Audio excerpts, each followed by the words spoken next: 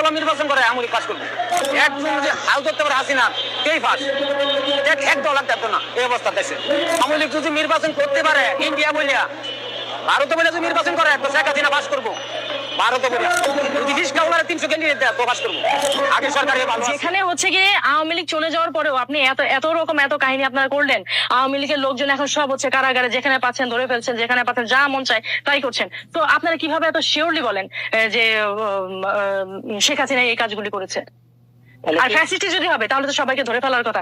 সে চাইলে ওইখানে ধরে ফেলতে পারতো, সে যদি ফ্যাসিস্ট হতো এবং সে যদি এই আন্দোলনের চাইতো যে এরা মারা যাক, এরা শেষ হয়ে যাক, এটা সে তো তখনও সে ক্ষমতায় ছিল কিনা? তো কয়েক প্লাটান আর্মি যদি ওইখানে ঘেরাও করতো, কে বাঁচতো? কেউই তো বাঁচতো না।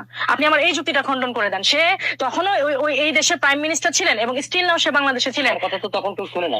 হ্যাঁ, না তখন কেউ শুনে, স্টুডেন্টরা শুনে না, কিন্তু তার যে মন্ত্রী পরিষদ, তার যে পুলিশ বাহিনী, তার যে আর্মি সবাই শুনে।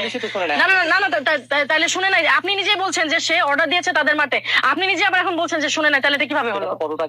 না তাহলে আপনি বলেন আপনার কথাই আমি আপনাকে কোশ্চেন করছি, আপনি আমার কথা উত্তর দেন। এগুলি তো করেছে যারা এই আন্দোলনের মধ্যে, যারা ইন্ধন যুগে, না এরা এখন আসবে কেন? এই আন্দোলনে কেউ না কেউ তো ইন্ধন যুগিয়েছে। আপনি আমাকে বলেন, সাধারণভাবে যদি আপনি এই স্টুডেন্টদের খেতে দিতেন, এক বেলা হচ্ছে আপনি 8-10টা স্টুডেন্টকে আপনি বিরিয়ানি দিতেন, আপনি কোক দিতেন, 3 বেলা পর্যায়ক্রমে এরকম বিরিয়ানি, 3 বেলা পর্যায়ক্রমে এরকম কোল্ড ড্রিঙ্কস, বার্গার, এগুলো কোথেকে আসলো? এই ফান্ডটা কে দিল? আপনার কাছে এখন আমার কোশ্চেনের উত্তরটা আপনি আমাকে দেন।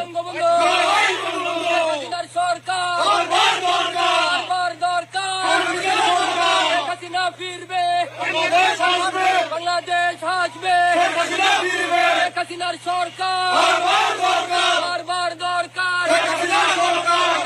হাতিয়ার